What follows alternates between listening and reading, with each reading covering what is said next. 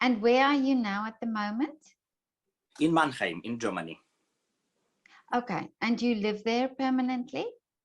I live there permanently since 20 years already.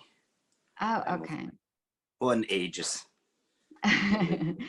So tell me, how was it for you in the time in lockdown? What was how was the situation for you? It was a bit unexpected from the beginning, of course, like Yeah. for everyone. And we thought, like everyone, probably also it will be finished in 2 weeks, and then it started in a couple of months, and then it started to be Yeah. more than 1 year. We did manage it somehow. We are teaching a lot, so everything is taught now, of course, via online, Skype, Zoom. But unfortunately, all the concerts, I'm clarinettist, I'm clarinet player and saxophone player. And everything we had to play, wonderful projects, they all were cancelled, of course, like by everyone. And you sit here, but I found the way to make somehow the best of it. I was writing a lot. I have a little label for recordings, so I was recording a lot. Made a lot of stuff which you never have time for. This time it was the possibility, but somehow it has to end also. Yes. And do you think this time also, you know, that did you have some rest as well? Because everybody said sort of they, you know, in the beginning they sort of just took a bit of a break and then, or did you just kept on going? It was nice from the beginning. It was wonderful weather. We have rain now, wind. It is not anymore the weather like for 1 year. So it was unexpected, how I already told. And plus this wonderful weather, you thought, okay, then we take 2-3 weeks Ferien, Urlaub. We make a rest.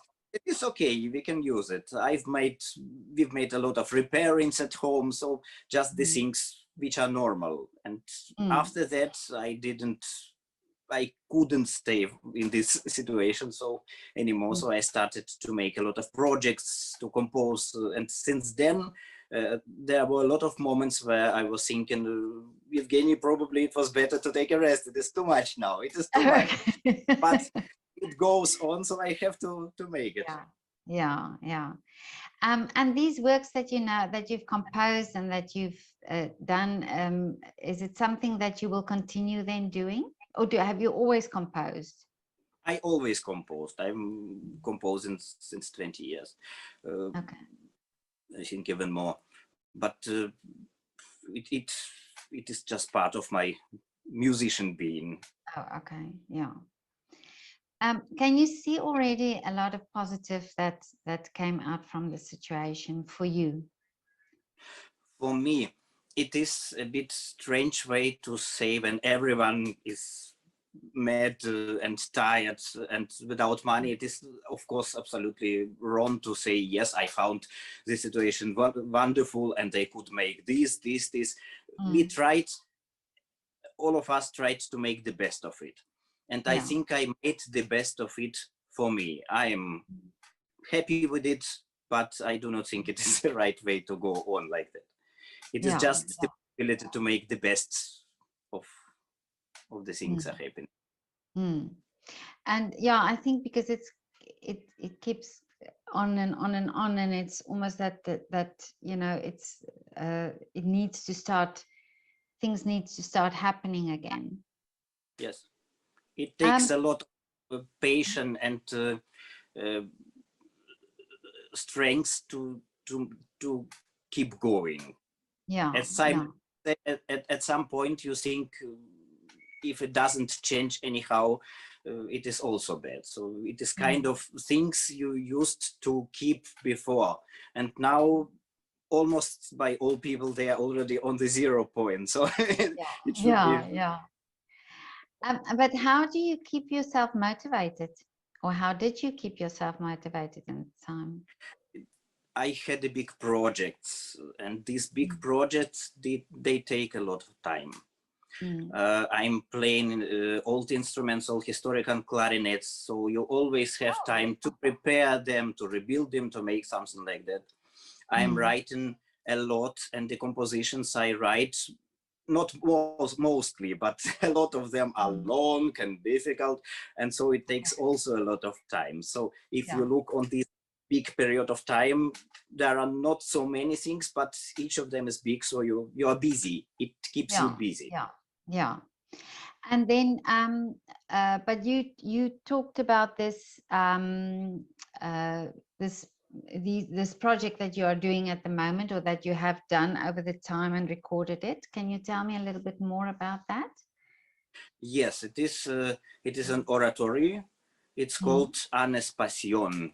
It is based on the texts of Anne Frank's diaries. Yeah. I've composed it for 2 years, quite a time. Took a long time. It is always with me like that. I need time to understand what I do, what do I want, what do I hear, what do I feel.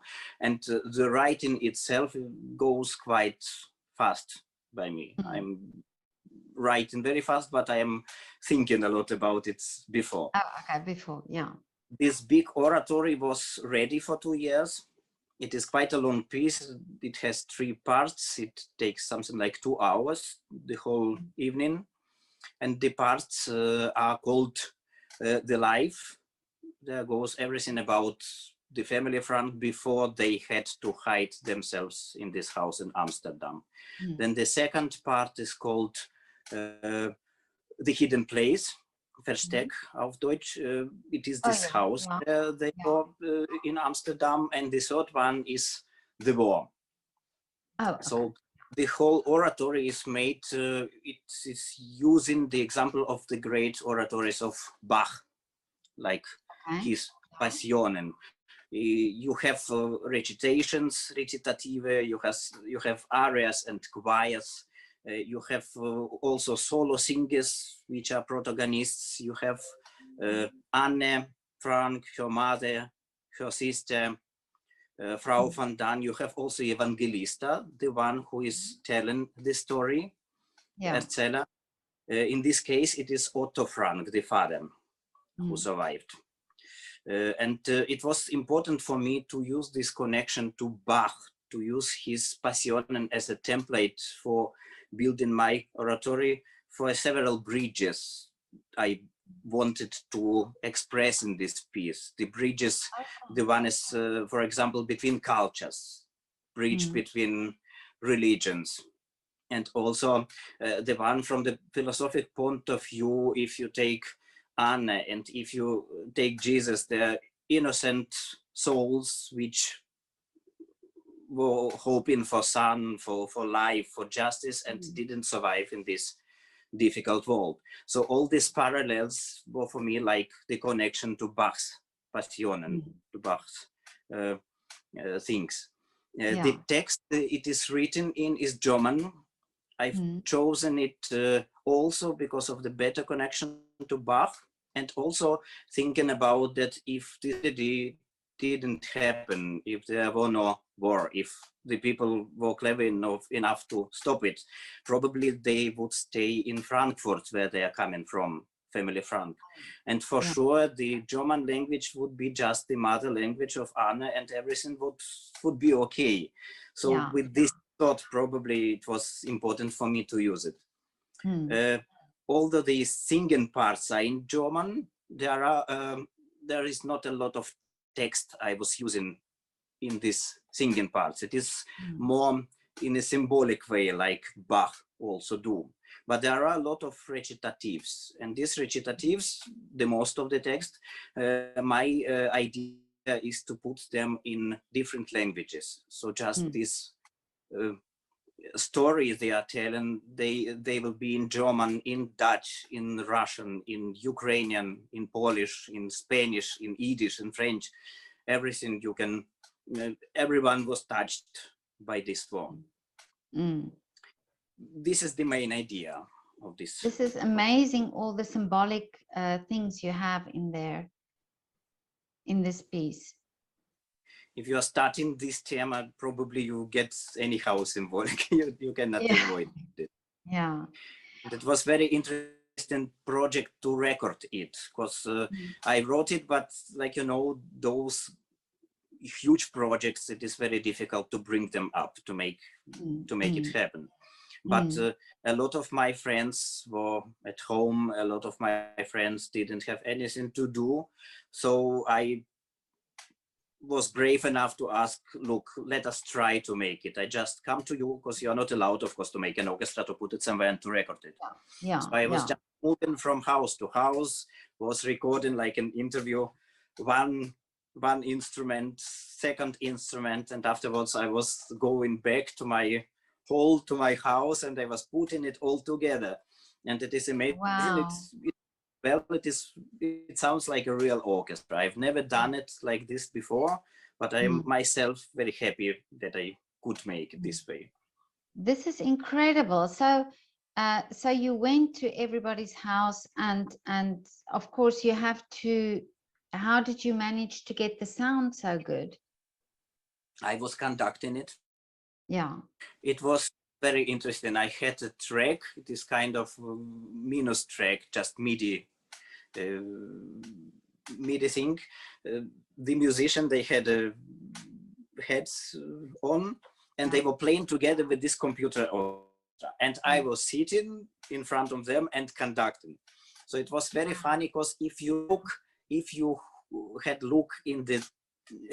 have a look in this room at this moment, there is sitting, for example, cellist, and the place he is playing is very patient, very loud, and he's waiting, and he is almost crying and playing, and I'm sitting in front of them, in front of him, and conducting, and also I'm completely involved by the music, but you do not hear. He is hearing, I'm hearing. So if you would look in this room, it would be very strange view, very funny. But it was always something happening between us, which you are usually, I'm conducting also, and you have this kind of feeling when you conduct an orchestra. But this time, if you just conduct this one person, it was amazing. It was very, very intimate, very patient, and not in for anyone. And has this ever been done, that you know, that you conduct one person? Never. It was the first experience like that. This is incredible. But you know, all of this, not just the piece, because I listened to some of it, and it's so beautiful, and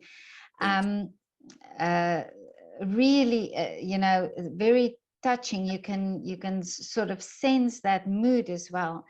And then, of course, you know, having this story around it, and that it comes from this time period where really it's amazing what you've done. And yeah, congratulations, really. This is thanks a lot. Wonderful work. And tell me, what was the inspiration? Why Anne Frank? Why this story? It is difficult, because normally you do not have any idea what you're going to write about. Usually, if some friends are asking you, look, I'm playing oboe or violin, would you like to write something for me? I have a lot of friends, a lot of musicians whom I know, and it is always a great pleasure for me to write for them. But on the same side, I have sometimes need to write something else. And even in the meaning that probably it would be very, very difficult to make it, play it somewhere, to bring it to the concert. But somehow I had suddenly an idea and wish to make this team. I cannot say exactly why. You are not planning these things. Just at one moment I thought, this is something I like to do. This is something I like to put music on. And it was important. If I think now, I have two children, a girl and a boy. They started to grow up. Yeah, they have this period where they drive crazy. And probably it was the same with Anna Frank. And probably, even if I do not think about it particularly, it was for me the moment where I started to look in this direction. Because for me, this story is not only the monument of Holocaust and the war, it is also very important for me to look on it like on a very touching story about how young girl is going to be young woman, be adult. There, those things you usually do not see. We see them by our children, we know it by ourselves, but there was nothing written about it. There is nothing made this way to bring it so intimate and so patient to you. And the moment she went to this house, she didn't have anyone to share it with. So probably this absolutely atypical and unnatural situation brought her to write down not only the things happening outside of the window, the Germans are coming, the war, the bombs are exploding, but also these explosions which she is in herself, and which she is not allowed to share with Margot, with sister, or with mother, or with father, because those things you usually share a little bit with their friends, and then you let them, and then you go to the school, you go to cinema, you go swimming, you are busy with life, and suddenly she didn't have any kind of life except for those emotions and thoughts which are filling her up. So probably it was the moment where she started to write it this way in this diary, and we are allowed to look on it like nowhere else. This is for me kind of very, very important thing in this text, in those diaries. The moment you can look how a person, young person, is getting a grown person, the way nobody can usually look on it. Yeah.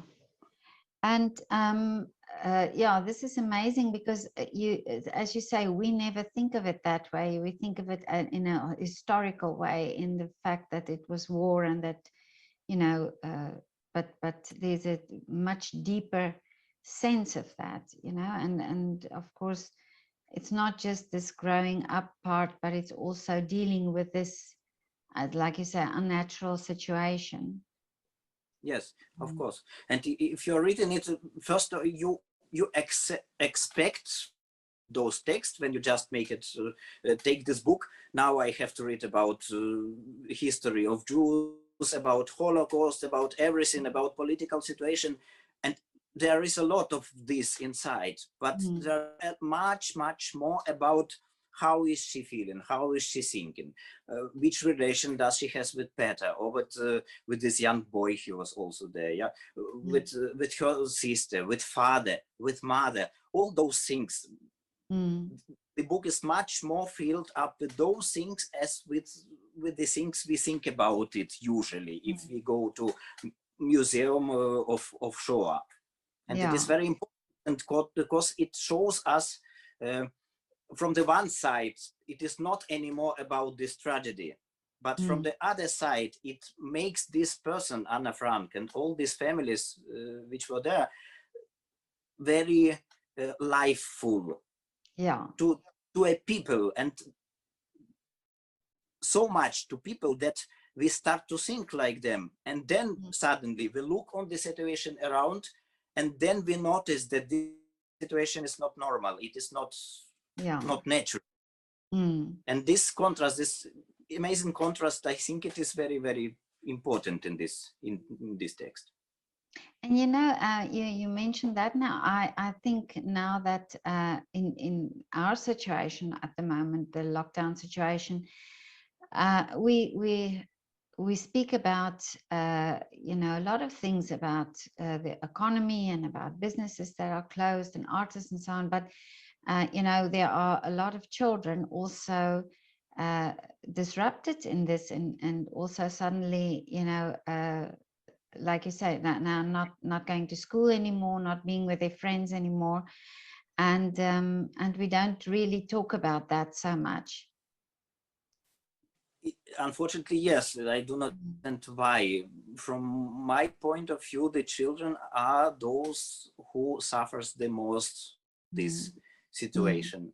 all their social life is absent. They do not go to the school just to learn, but to live. It is the life for them is happening in the school, is happening with the children, with their friends. And this everything was out for 1 year, for more than 1 year.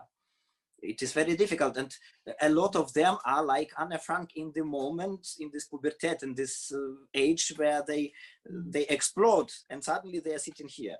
I understand it is absolutely incorrect to compare our situation with the situation of Jews in the Second World War, but you can feel a little bit about how it feels. Maybe just just maybe be aware that they also have things that they deal with, and that it's not just us dealing with that. But on this point of talking about children, I also talk to artists about children and education, about educating children in art and the importance of art for children. What is your feeling about that? My feeling is they need more from it, I think.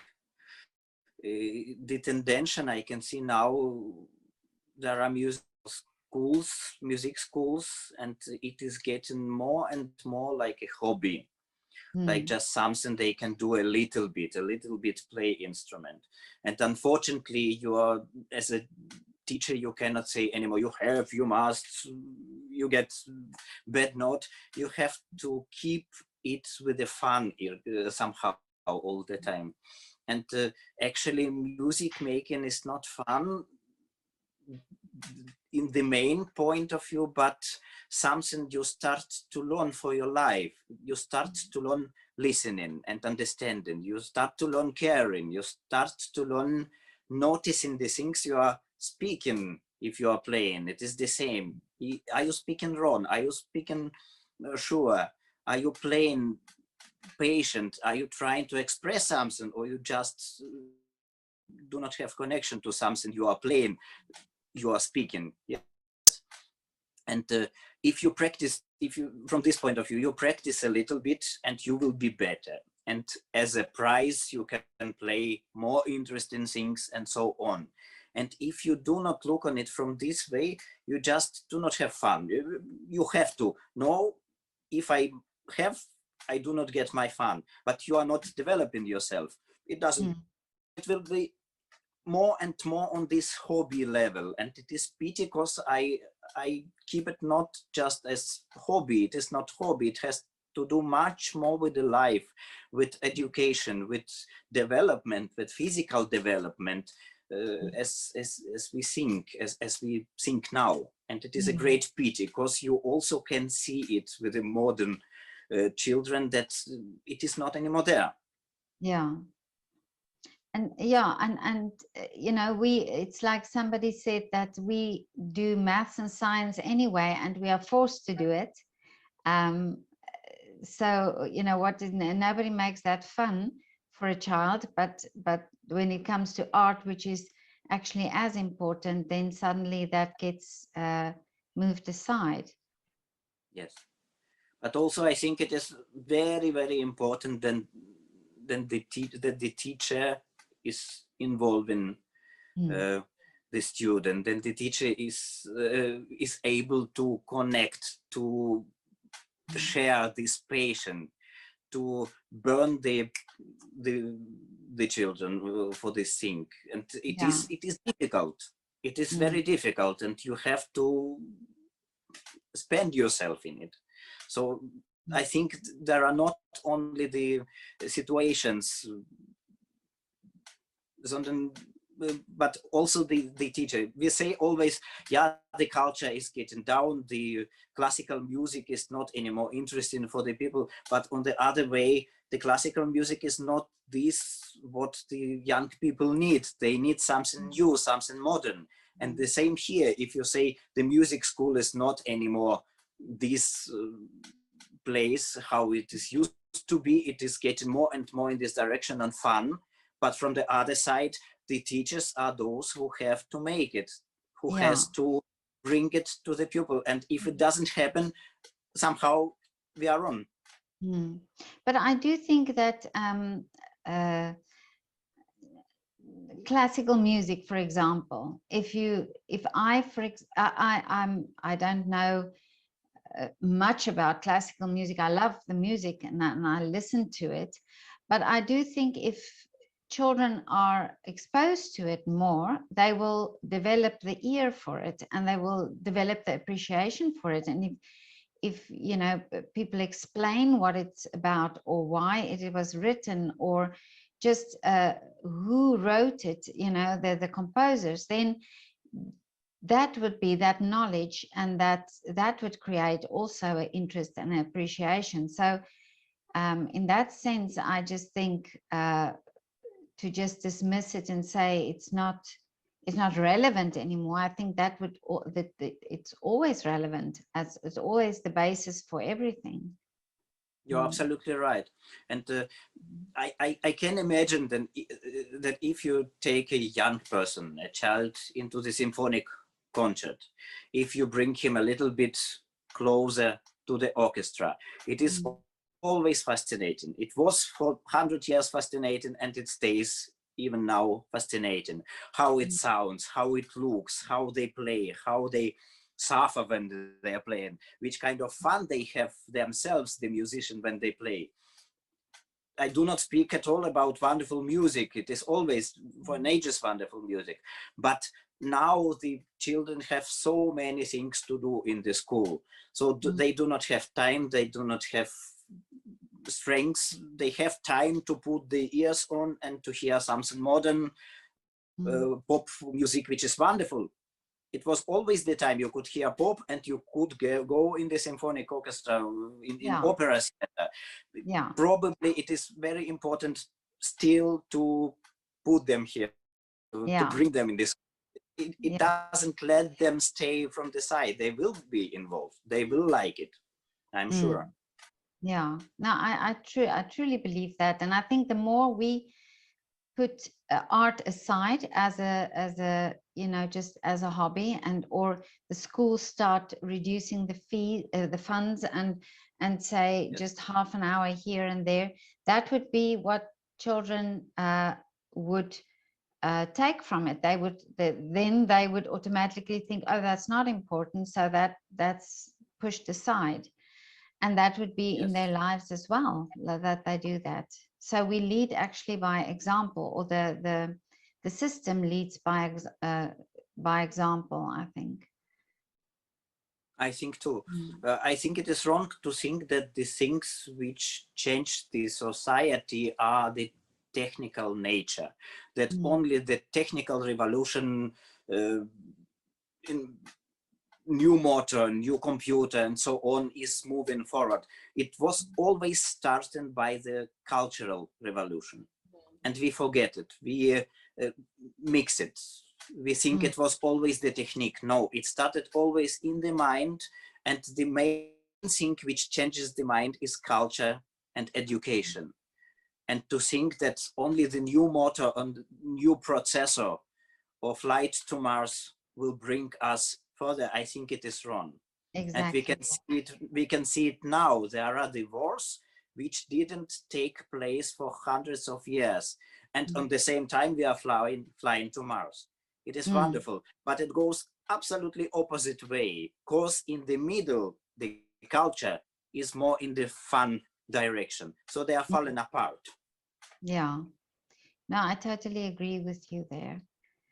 The other thing is, do you think that at the moment, do you feel that art is valued?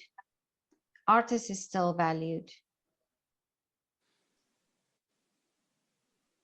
It's a difficult question, because when everyone has to sit at home, when almost nobody has permission just to walk, and everyone will be fed with, yeah, you get this money, you get it a little bit late. I do not know so many people who've got it, and I do not know so many people who almost didn't notice that their whole life has been upside down. Of course it is difficult, and of course I understand it is important that there are no concerts and there are no exhibitions, because there should not be so many people in one at one point. It is everything clear, but you cannot say on the other side so many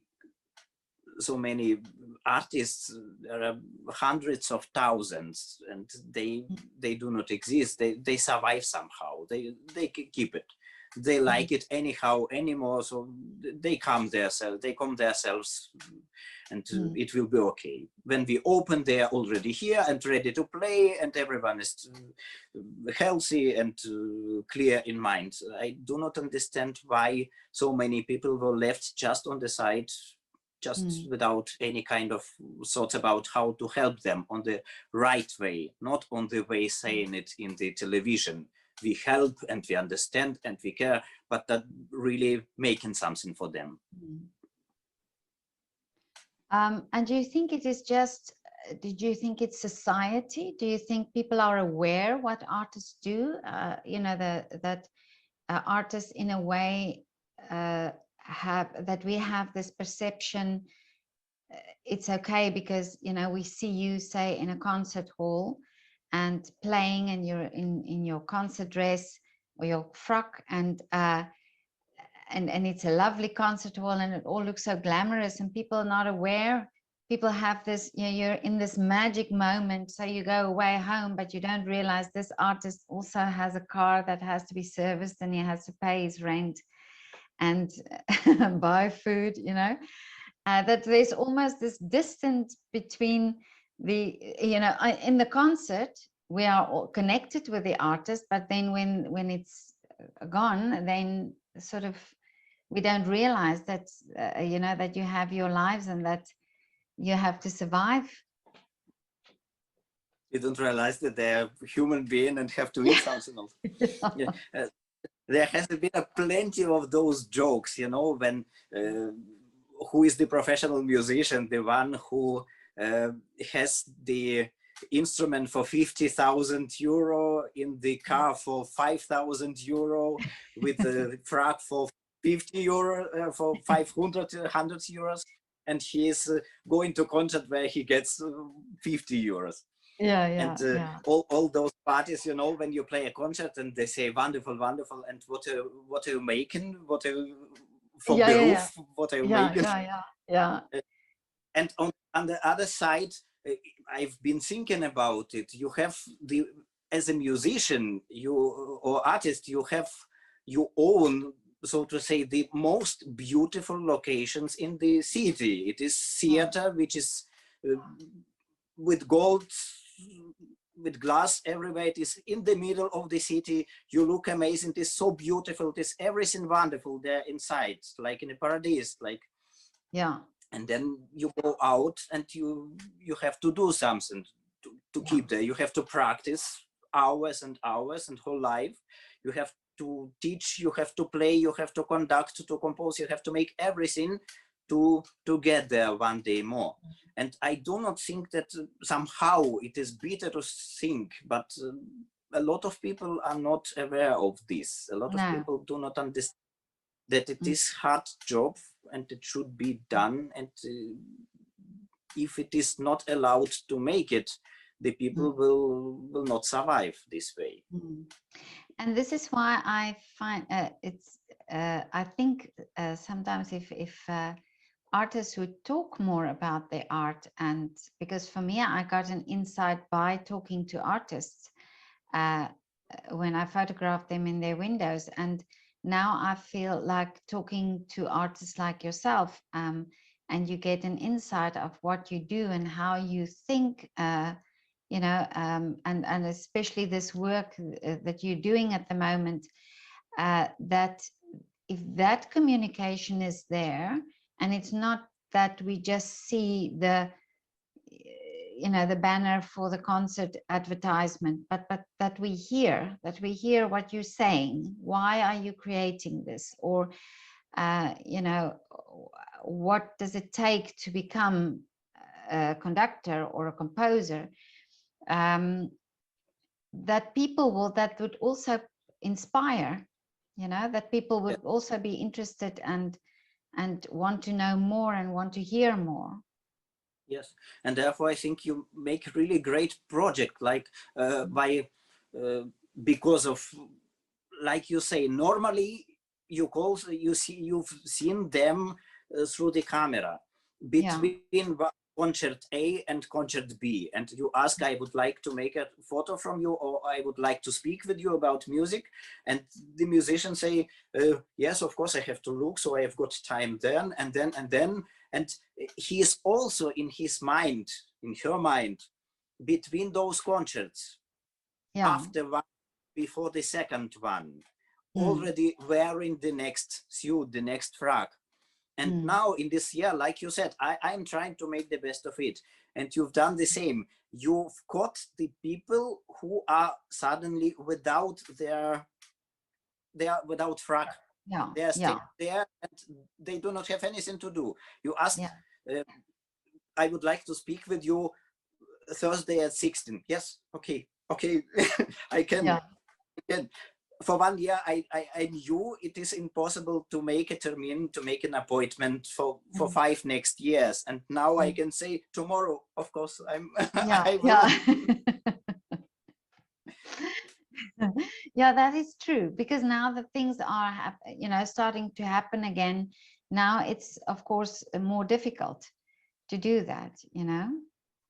And it is like Anne Frank, if you look on her like in a person, and if you start to understand her immediately like in person, then you see suddenly around, it is not natural anymore. It is something wrong. It is dramatical outside. And the same here, you just think musician. But if you show us the musician as a person, then suddenly people start to understand, stop, he needs to be fed. What has he done all this time? What was it? No, that's absolutely true. Yeah. And because also, you know, I think people have this idea that, well, you know, you enjoy playing the instrument. So why do you need money for that? Because you're happy anyway. We will be happy anyway, but it depends on the money, for how long it stays like this. You're happy.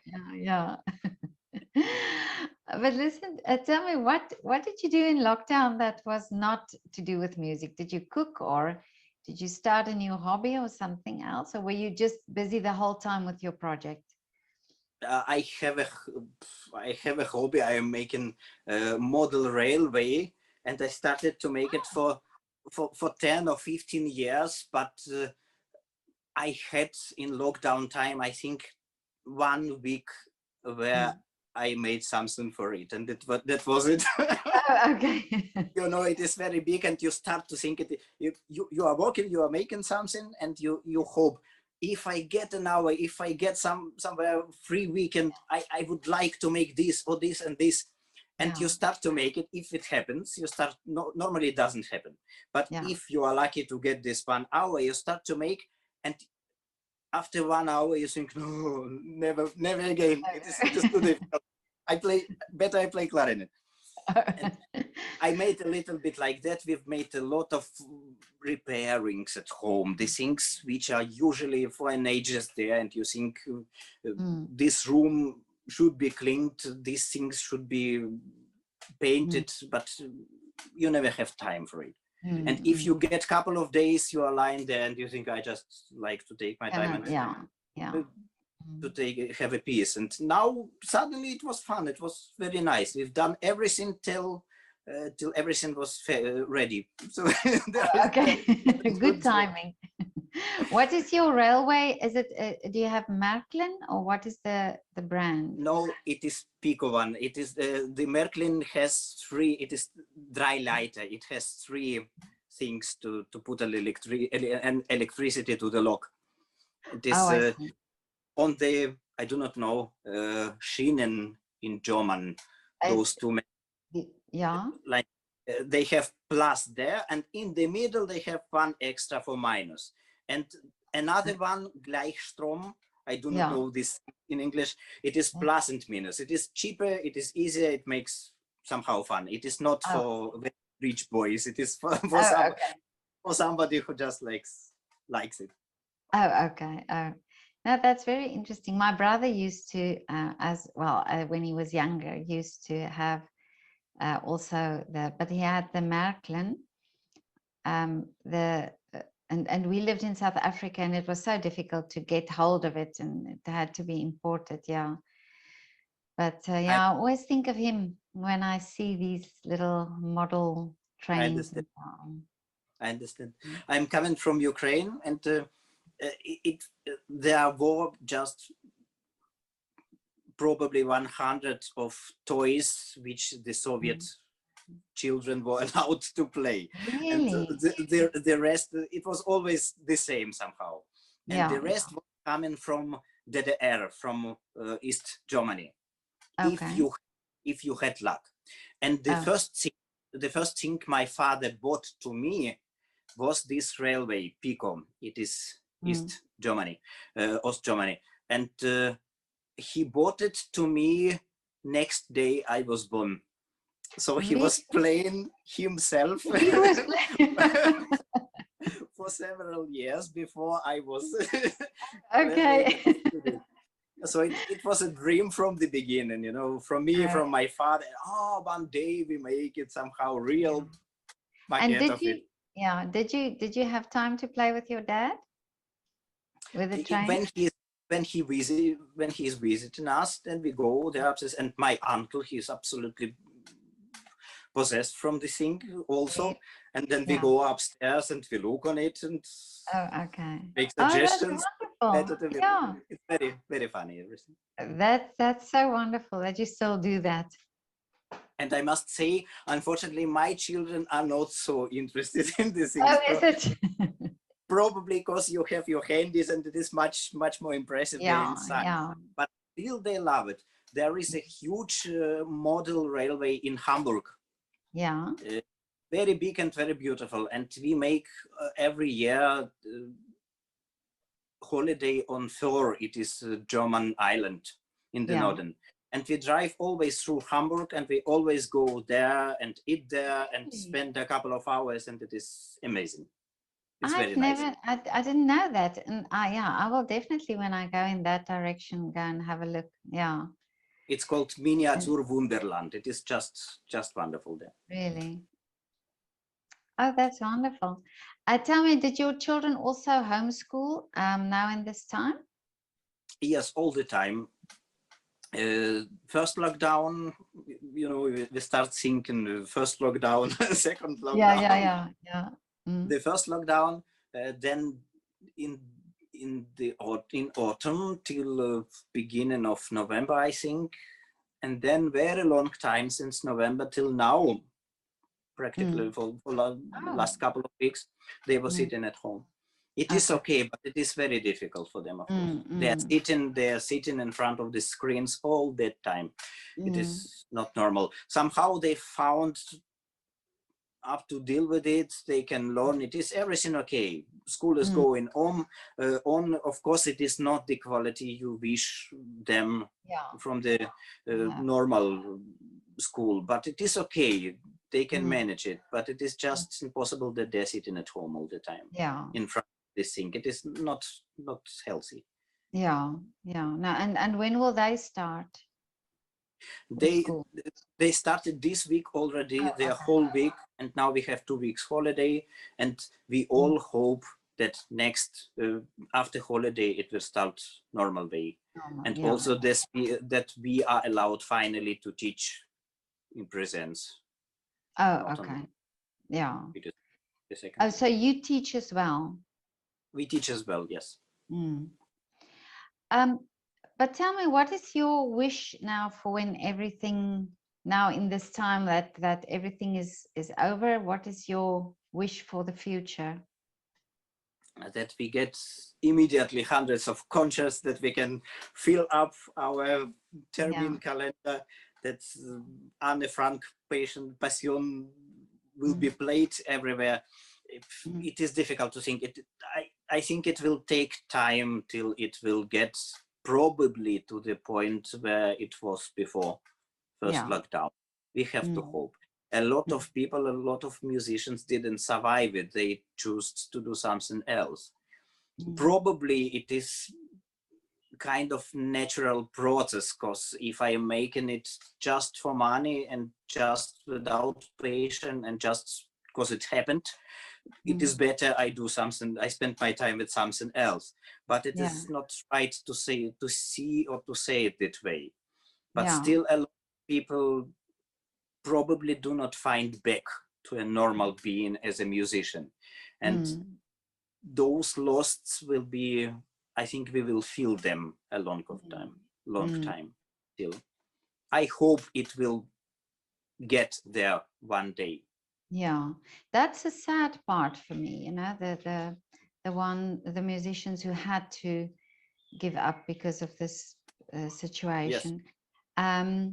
And also somebody said that now, you know, the opportunities are so few that, you know, it's so difficult also still to get the opportunity to play. But Yes, hopefully that will change. We have just to hope that the people who before lockdown, before Corona, was in connection with us and was interested in us and was used to use the culture, didn't get used to it, that it is not anymore there. Yeah. We just put live stream on, or we just put music from CD, or we just put something on television. I just hope that those people can still think that you cannot make anything without life. It is not a normal way, not a natural way for culture to be in a digital way. It is wonderful that we got there. It is very important. It will help us. And probably it was the right time for the right kick, finally, to get there. But it is not the main thing. The main thing was the life and being there and speaking with people, playing for them.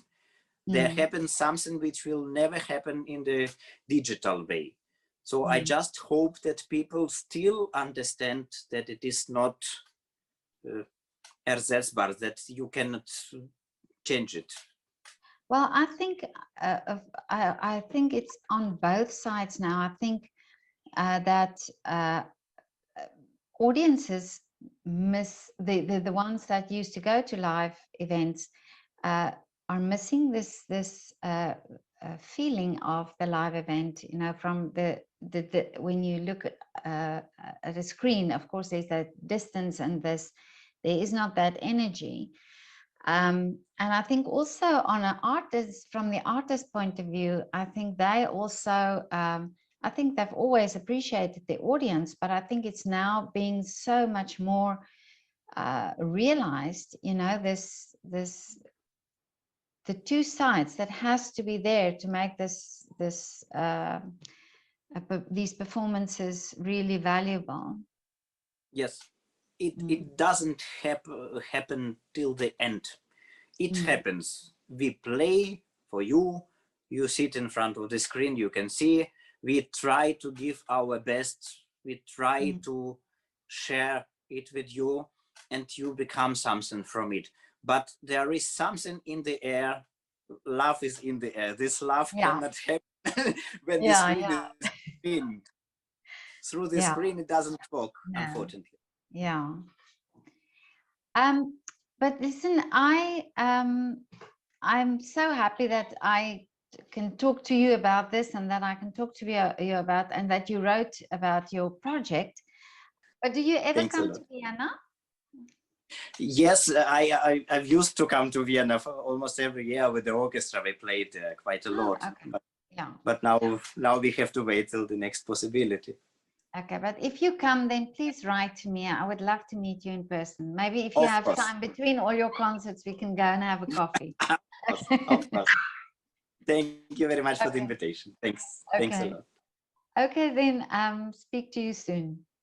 Yes. Okay, bye.